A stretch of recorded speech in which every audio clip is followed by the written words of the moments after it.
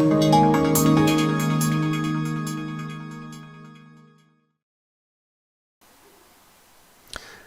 everybody, Simon Grunfeld from Ibinex here, and today we're going to be going through our investor deck. Ibinex, a licensed EU entity. Our licensing provides virtual currency exchange and virtual wallet services.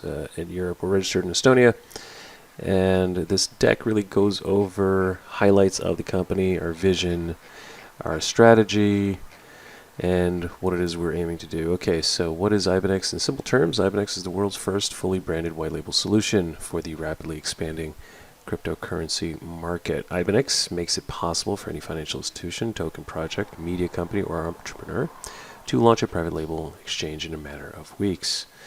Our aim is to lead the industry forward by bridging the gap between traditional exchanges and cryptocurrency traders, and with our innovative protocol, financial institutions will no longer have to develop their own currency exchange. So to sum up this entire page, essentially we provide a service, a platform as a service to be more exact, that is available out of the box for institutions and groups of entrepreneurs from various industries. They could be from the marketing side, they could be from the financial markets, they could be miners, they could be blockchain developers, whomever, that are looking for a solution off the shelf as opposed to building their own. So connecting the world, Ibinex is the first ever ecosystem of interconnected exchanges. We provide the only crypto solution to provide localized exchanges with shared liquidity for tokens that otherwise would have no value. We also support groundbreaking social projects in the blockchain space that would never find the necessary traction without our shared connectivity. So there's a lot of additional ancillary areas that we operate in. Why is there a need for Ibinex? Well, in order to grow the crypto community, localized exchanges must be developed. Local adoption is critical in order to onboard the 99% of the world's population that have not yet been exposed or invested in cryptos for various reasons, such as, let's go through them. First off, it's too complicated to understand. This is actually something I'm sure a lot of people can relate to and have exposure to. It's too difficult to use. Well, that barrier is becoming smaller and smaller these days with better technology, better user interfaces and experiences. It involves too many fees. Again, depends on, I would say in this area, it really depends on your jurisdiction and geolocation. Disinterest, that kind of like trickles down from the fact that it has been too complicated to understand and too difficult to use, so hence you have disinterest. Believe it's a bubble. Same thing happened with the e-commerce. I mean, if you think about the early 2000s and what happened with the .com, and with that eventual bubble, did not put e-commerce in the trash. We continue to strive in a e-commerce economy. In fact, it is already taken over traditional brick and mortar stores, right?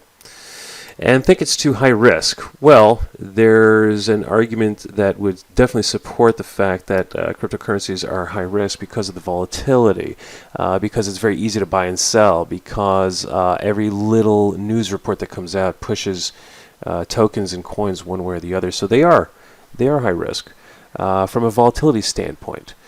As far as it being a risky transaction to partake in, that's actually false. Blockchain, the mathematics behind how we verify proof of work, it is extremely low risk, but the approach and what that means to a speculator or an investor, it means nothing. To them, they're looking at the price action, and then the more volatile it is and the easier it is to move money, the higher the risk is assumed. Okay, what's our strategy? So we're bringing crypto to the world by bridging our partners' platforms for them, providing them with liquidity. How do we expand the crypto space? The only way to do that, to expand our crypto ecosystem, is to do a complete plug-and-play exchange solution, which includes the following. So, local regulation, we have already EU, and we're working on a number of others as well. Marketing and branding, we're focusing very heavily right now on our corporate ID assessment, our strategy around marketing, our strategy around brand management. User-friendly interface, we put a lot of effort into making sure that it's a design and a portal that people enjoy working with. Complete education. Well, along with everything else that we offer, education is key, especially in a market that is relatively new. I mean, it's less than a decade old. Exchanges have only been out there for about 6-7 years.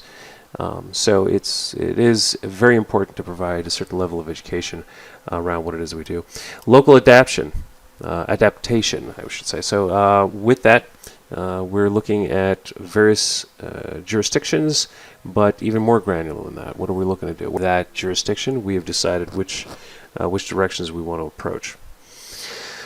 So how do we reach our market potential? So what we do is we provide all the exchanges with the following. Fiat to crypto solutions. So having a crypto exchange is relatively easy. It's when all of a sudden you start getting into the fiat area when things get a little more complicated.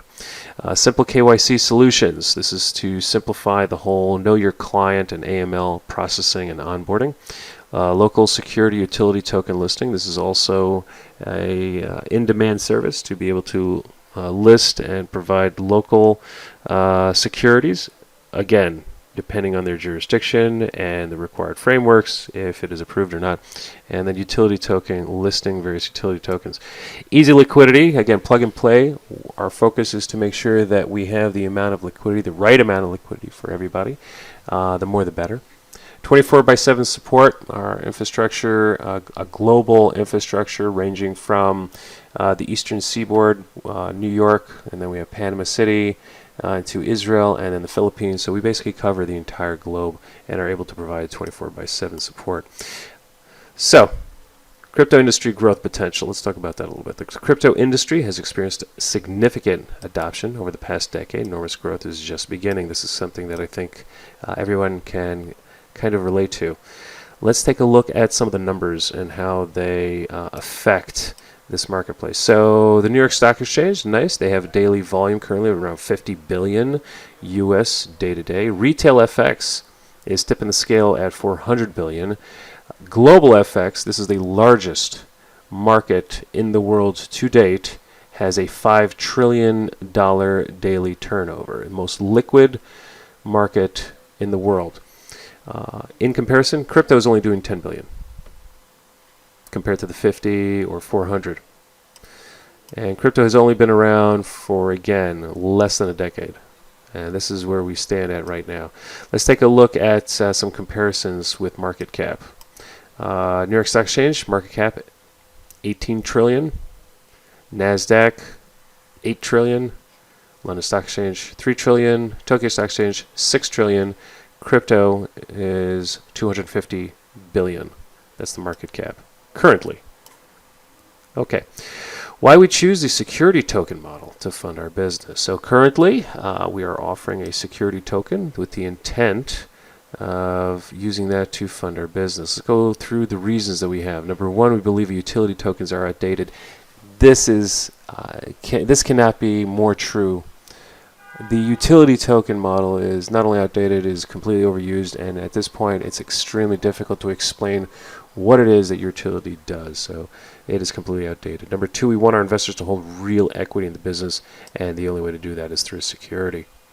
Number three, predict security tokens are the future of the crypto industry for a lot of different reasons. And if you do your research into how securities are being adopted by crypto, you may see the trend that we're seeing. We want institutional money coming in. Only the institutional money, the smart money, really understands the value of securities versus utility. And number five, we plan to IPO. Let's talk about these reasons in more detail. So number one, about utility tokens. Last year, Chairman of the SEC gave a warning to ICO Marketplace with an open letter, and this was an unprecedented step from an influential figure. This has never happened before. Clayton said he loved the idea of innovation, but he rejected any notion that ICOs can be viewed as a non-investment, escaping regulation. I'm not going to go into this too much, but essentially it enforces the model of a security versus a utility. Number two, we want our investors to hold real equity in the business. Again, we did a case study here around Overstock, around their T0 and its portfolio companies to hold an ICO to fund the development of licensed security token trading platform. So they wanted to create a trading platform just for licensed securities. And of course, we want to do the exact same thing. So this is actually a case study in real life by Overstock. Has seen some pretty interesting success there. Our intent is to sell $50 million worth of equity for 20% of the company. Security token holders will be entitled to 20% of the company's dividends of Ibinex Financials EU. And our security token will represent 20% stake in Ibinex Financials.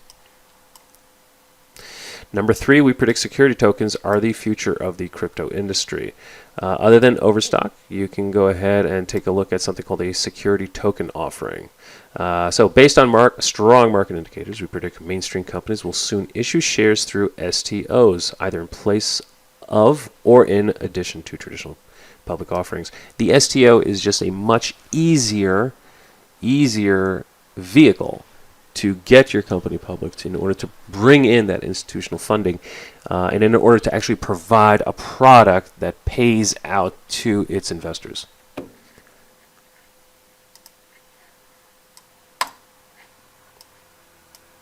Okay. All right, number 4, we want institutional money. I mean, there's really not much I can go over here that doesn't make complete sense. So you want the institutional capital. You want the people behind it who are there to help move the agenda forward and have the real-world experience when it comes to these kind of setups. Number 5, we plan to IPO. Also very clear, but let's go through this. So investors are jumping into publicly traded stocks, increase exposure to the emerging crypto growth sector. One major benefit of crypto stocks is they can be bought in any regular brokerage account. This is actually very key. One major benefit of crypto stocks is that they can be bought in any regular brokerage account. Still today, people prefer regular brokerage accounts, overall, the general population that is, versus setting up an account with an exchange and buying and having those cryptos delivered into a wallet. People still like to assume the kind of risk that either ETFs or stocks have, so this is kind of this is definitely within the lane of the majority of people globally. Thus far, the profits have been outstanding for early investors. This is also true. There's really very little that somebody can say about the lack of returns that investors are getting when it comes to how they mitigate securities and equities versus just regular cryptos. Okay, we get to our competitive analysis portion. So we have done this for a number of different entities. We looked at competitive analysis between companies like AlphaPoint, between BlockX, between a few others as well. We didn't go into it too in depth. We only selected a handful because there are a few other competitors coming to the marketplace right now, but they are relatively small. They don't really provide any value add-on other than the fact that they're just small and eager and hungry, which is great. But we have to take a look at features and benefits of what it is that we have today. AlphaPoint is a great competitor. They have been also in business a little bit longer than us. Sleek platform, great team. They come also from the financial markets, so this is an ideal competitor. We definitely look forward to seeing where we both stack up moving forward. So a few of the things that we've analyzed in our competitive analysis here. UI UX, we've noticed that ours is fully customizable. There's some limitations around what AlphaPoint provides. Liquidity, just like AlphaPoint, we provide third party, and we also perform OTC deals. I'm not sure exactly if they're doing that as well these days, but because we have a custodial situation in the EU, we are able to custody funds on behalf of clients, so we are able to provide OTC. Custodial services also, in this case, B2B2C, whereas AlphaPoint, to our knowledge, they don't offer anything right now. So we're actually offering custodial services for our B2B clients that eventually provide the same service to their retail. PSP, payment service, yes, of course, everybody has to have that now. KYC, AML, we have 2 ways of doing this, and most platform providers are using a third-party source, and that makes sense. So you'd want to use the likes of Jumio, which is something that we also have integrated with, but we also have our own internal team. We have resources, people that can perform KYC, AML checks on newly enrolled individuals or individuals that are looking for higher tier accounts, and they can provide that manual service. Regulation, we are regulated in the EU because we do provide a custodial service. AlphaPoint is a tech company, so they do not. Market segments, B2B2C and B2B. So what is the difference? I thought that we're both the same kind of area. We're both providing platforms to companies. Well, yes and no. We can also cater to retail. However, we're not. That's not our strategy. It's not our goal. What we're looking to do is provide a platform to institutions to go after retailers. Now, they have two models that they can do that within. We can approach it as a white label. We can approach it as an introducing broker. That's where things get a little more complicated depending on the kind of setup that we're going to have with these people. Token economy. So this is actually an interesting addition. We have a wide area network token economy. And every competitor, not just Alpha Point, but BlockX, Huobi, Binance, everyone, they're all siloed. What does that mean? That means that when you launch a token on one of our competitors, it sits on that platform for that one particular client, for that one particular brand. With Ibinex, when one of our white labels launches a token, it can very, very easily and seamlessly then be launched on any number of our other white labels. That is the difference between our model and everyone else's model. And that is why our ecosystem is so critical. To be able to launch and share liquidity across white labels, in theory, direct competitors are now sharing resources, effectively fishing in each other's ponds. Again, without cannibalizing each other. This is something that no one else is able to offer. And again, because our model is a platform as a service, we're able to do so. An exchange matrix. So we have a unified exchange matrix they have. Now this sort of also ties into our ecosystem, how everything is all tied together between the white labels.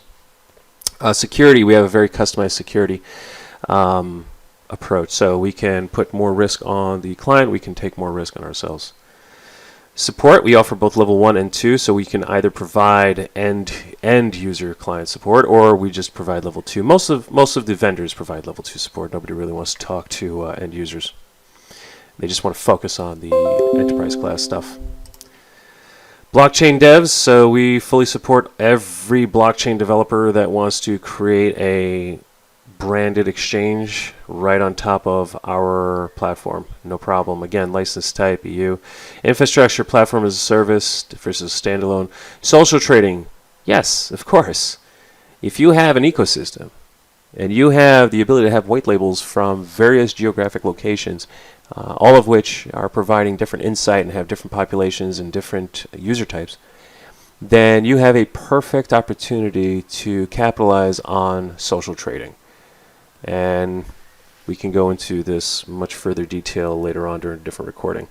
Affiliate management, so full affiliate management. That means that any one of our white labels has the ability right out of the box to provide affiliate programs to their introducing brokers, to their marketers, etc., and to have them get compensated for their efforts. Back office CRM, everybody's offering a full back office CRM. Nobody can operate an exchange without one. And then, of course, coin listing. And what we do here is if I can get rid of this little bar here at the bottom. I guess they're not going to let me. So coin listing, we have unlimited, and other people have limited, meaning we're basically we are limited by our imagination and our client's imagination. Same thing with BlockX. We provided basically the same kind of competitive analysis. Binance was a little bit different in the sense that with Binance they only have they are really more of a B2C provider.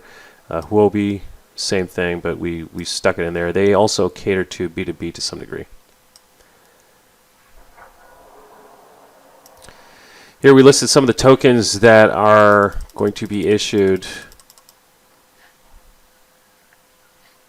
by the respective competitors, or have been issued, I should say. And here is some of our information around our locations. Anybody who needs to contact us, as I mentioned, we have 4 global locations. Our financial company, Ibinex Financials in the EU, Financials US, Technology in Israel, Dev Center in the Philippines, and then we have another Dev Center, Operations Center in Panama.